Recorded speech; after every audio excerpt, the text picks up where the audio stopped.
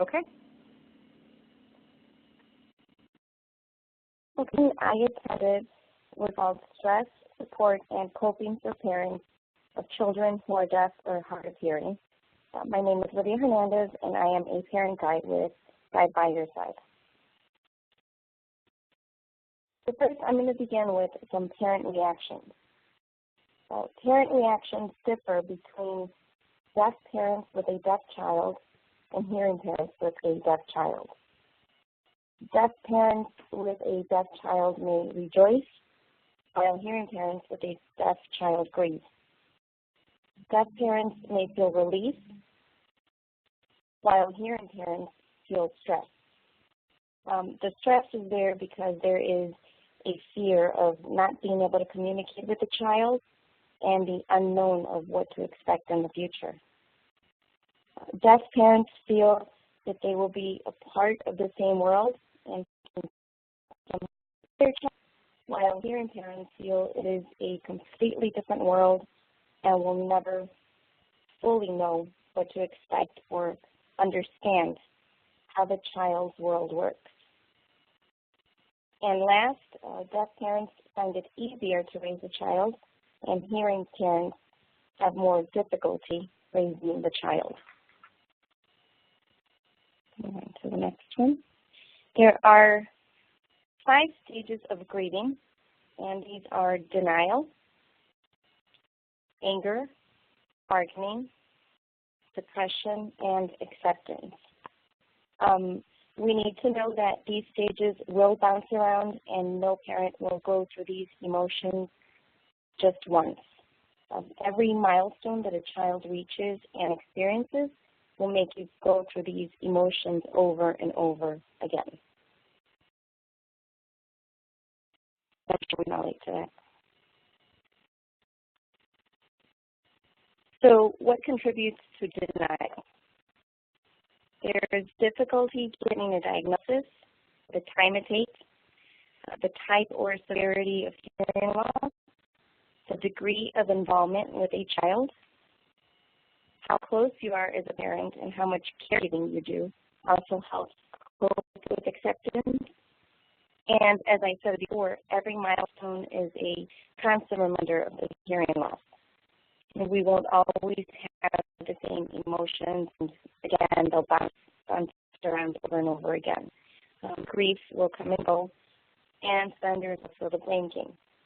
Sometimes we have a tendency to put others' fingers, maybe to doctors, or the audiologists, therapists, and sometimes ourselves.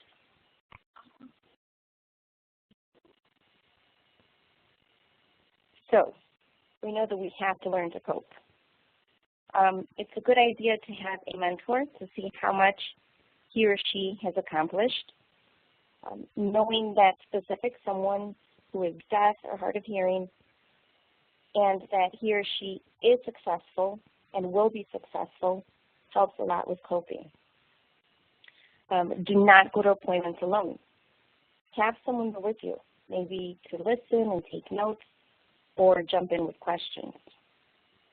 It's important to gather information and educate yourself, and be upfront and not be afraid to ask questions. A tip was to maybe write the questions down ahead of time or have someone else write them down for you, and whoever you end up taking to the appointment can remind you of these questions, and this way it'll be a little home. You'll say, oh, I forgot to ask. This way it'll make the process a little smoother. Mothers tend to cope better if we have good social support. If you don't have any, you need to find it. There are a ton of social media groups out there, whether it's online or within your community, like Guide by Your Side. The support is there, and it is very important to find the support. It's also important to have supportive family and friends, and being able to talk with other parents that are experiencing the same situation and journey that you are.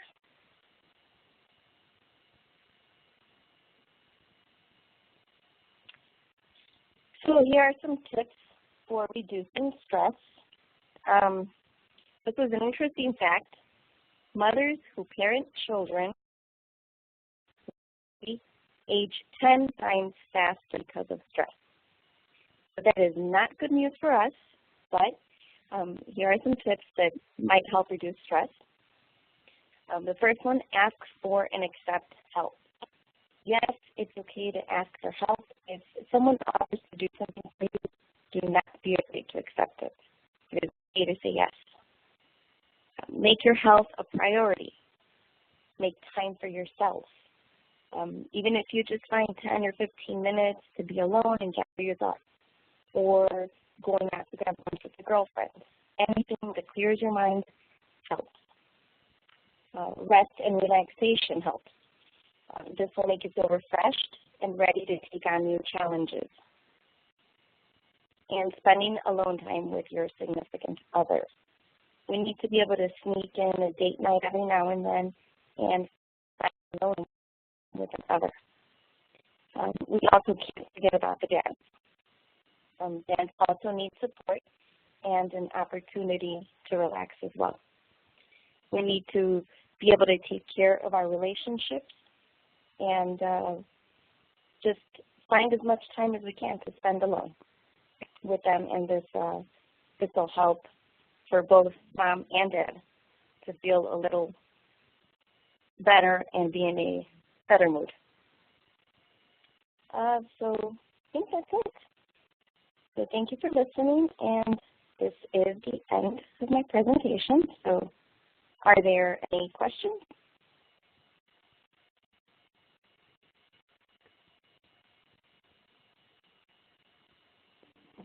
Okie dokie, let's move on to the test. Okay, so question number, the child identified, parents and hard of hearing friends react the same to the news. True or false?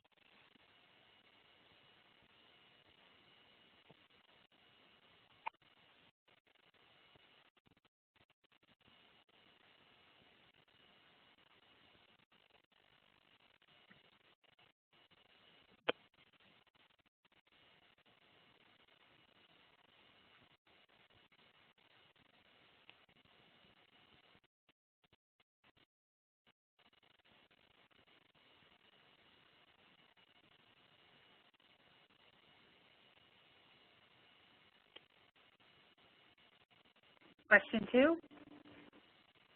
Which of the following will not reduce stress? A, taking someone else with you to appointments. C, educate yourself. Or D, drink until you pass out.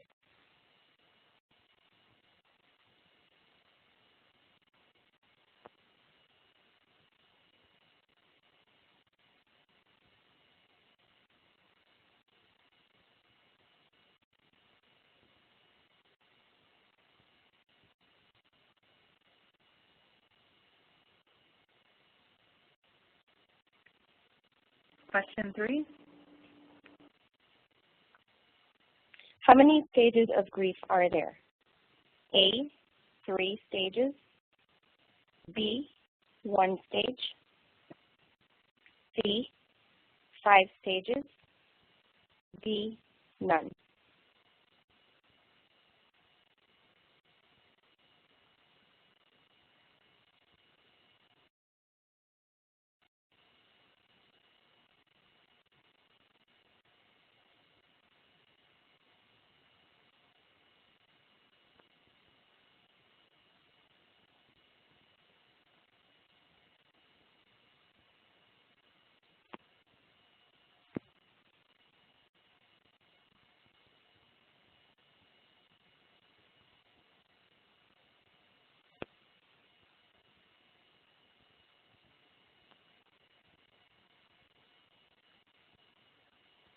Question 4. Mothers tend to cope better if we have good social support. True or false?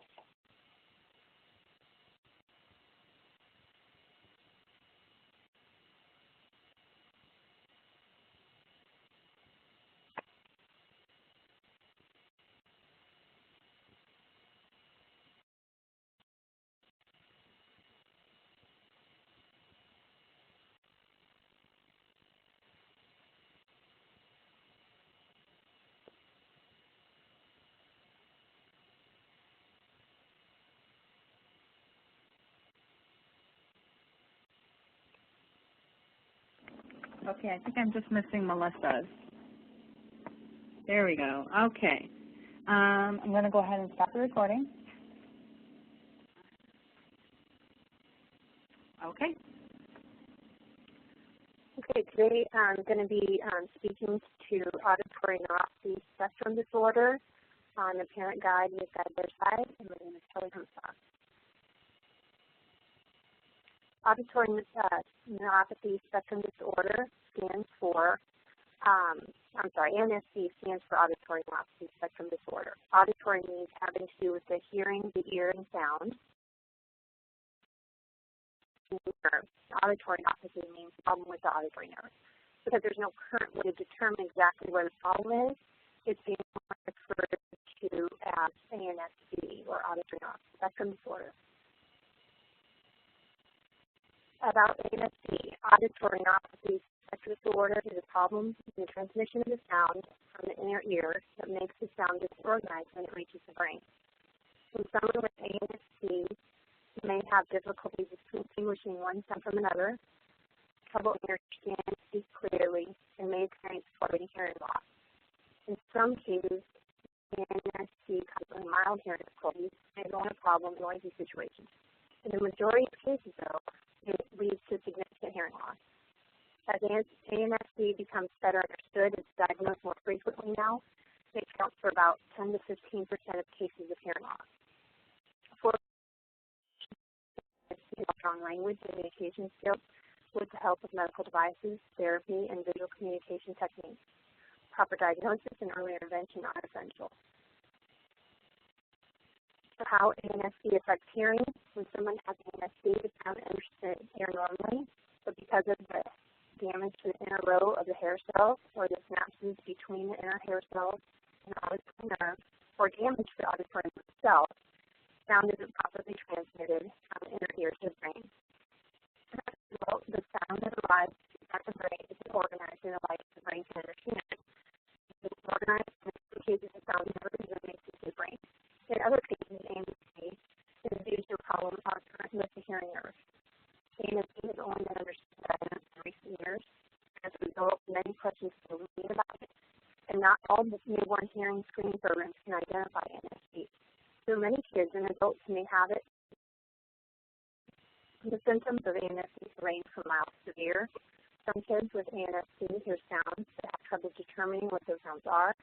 For others, all sounds seem the same, like static or white noise. For example, a voice might sound the same as water running, a dog barking might sound the same as a car horn, or a bird chirping might sound the same as a pan banging. For some, ANSD improves over time, and for others, it remains the same or gets worse. So causes of ANSD, approximately 40% of ANSD cases have a genetic base.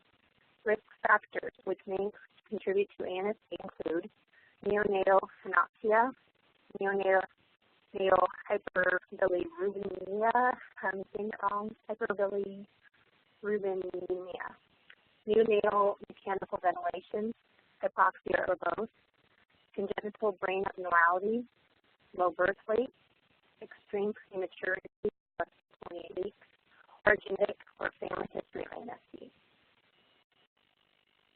Even if symptoms of ANSD, even if a child passes newborn hearing screening, symptoms of hearing problems might only become apparent over time. Symptoms include infant not startling when there is loud or sudden noise and doesn't turn towards the sound, baby isn't cooing, babbling, or laughing by 8 months, the child is not trying to imitate sounds and actions by 12 months, or isn't responding to some commands. If the hearing problems are suspected, the child should see an audiologist or someone who is specialized in diagnosing and treating hearing loss and balance problems, or an ENT who specializes in treating patients with diseases and disorders of the ear and disorders. So diagnosing ANSD, there's a lot of information here, so just kind of hit the high levels here. The OE testing versus how well outer cells, auditory brain sound response, or ABR testing, measures whether the auditory nerve transmits sounds from the inner ear to the lower part of the brain and how loud sounds have to be for the brain to detect them. The presence of OAEs and or ABRs in response to low-level acoustic stimuli is consistent with normal hearing sensitivity. Because the two tests assess different aspects of auditory functioning, only through the combined use of OAE and ABR tests does one achieve a complete screen of auditory pathway. These tests show the child has ANSD over time. Other tests can determine how severe the condition is. Currently, there's no tests available to determine the severity of the condition in infants. And I found this interesting. The two tests that I referred to, the OAE and ABR, can be used separately or together. In some hospitals, babies are first screened using OAE, and if they do not pass that, it's reliable. At some hospitals, the type of thing test, they only use one. It's based on cost and personnel and the number of babies born. So there's a good chance that it's possible that some of these kids are not getting diagnosed because they are passing the OAE, because that's only covered. Treating ANSD, there's no known cure for ANSD. Assisting devices, or AD, can help kids with ANSD make sense of sound and develop language skills. Does make these effective is ongoing therapy with SLP, helps children with hearing loss develop speaking and hearing skills. ALDs include an FM system, which helps reduce background noise and makes the speakers louder so the child can hear it. Hearing aids amplify the sound coming into the ear. It can often help when the outer hair cells don't function properly and it can't sound itself. In some cases, the ANSD hearing aids help when they're used with an FM. In most cases, though, hearing aids used alone do not help kids with ANSD because they only make the disorganized sound louder. And a cochlear implant is a device that has an internal and external part, and it's designed to replace the portions of the ear that are not working properly. Parts of the implants are placed in the head during surgery. Another part is worn on the outside behind the ear. With training and therapy, a child with cochlear implant can learn to hear and speak well. Cochlear implants typically aren't considered until after kids are at least a year old and have tried other ALDs without success.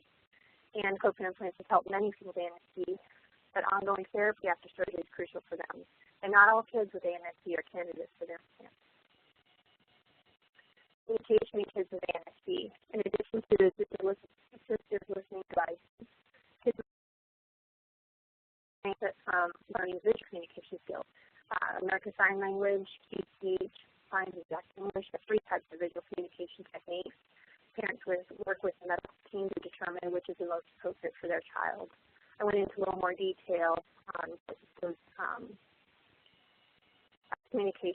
visual communication information there. So I just included that for those that don't know exactly what maybe signs in English is. So parents' role. So debate also continues about the best way to educate and provide communication skills for children who have hearing loss, such as auditory neuropathy spectrum disorder. However, most hearing health experts agree that parents should work with a team of professionals who consider the situation not just for each child, as well as with the child's family members and caregivers. Most also agree that parents and caregivers should interact often with infants who have ANSD by holding, facing, smiling, and responding. So we're ready for post questions. Go ahead with number one. Okay. Newborns with auditory neuropathy spectrum disorder will always be diagnosed at birth if the hospital administers the otoacoustic emissions, or OAE test, during the newborn hearing screening. True or false?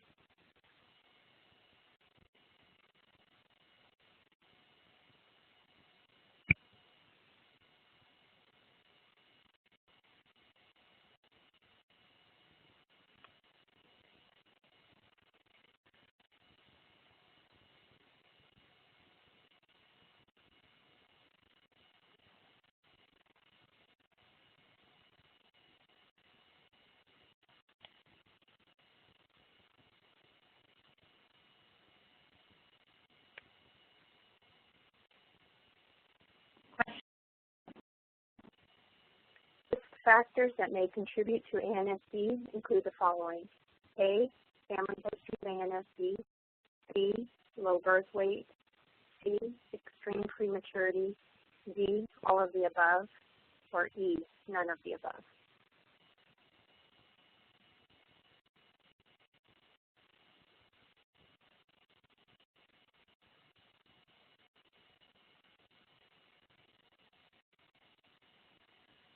Question 3. Someone with ANSD may experience the following symptoms. A, have difficulty distinguishing one sound from another. B, have trouble understanding speech clearly. C, experience hearing difficulties in noisy situations. D, experience fluctuating hearing loss. Or E, all of the above.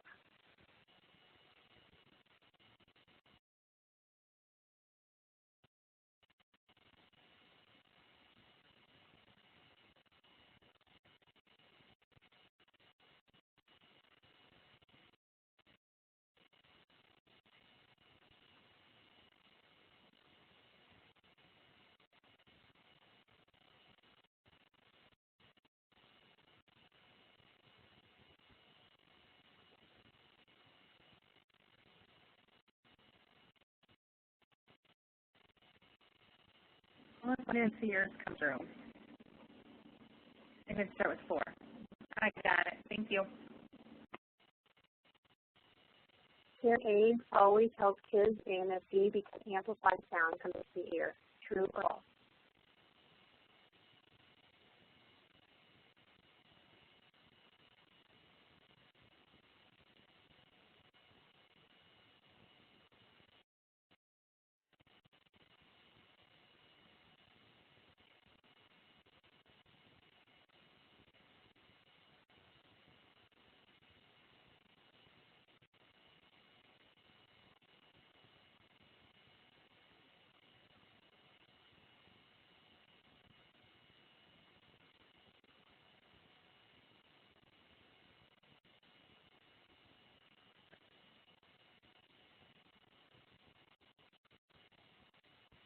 Okay, and I think you have your wrap-up slides after this. You just want to go through those, and then we'll stop the recording.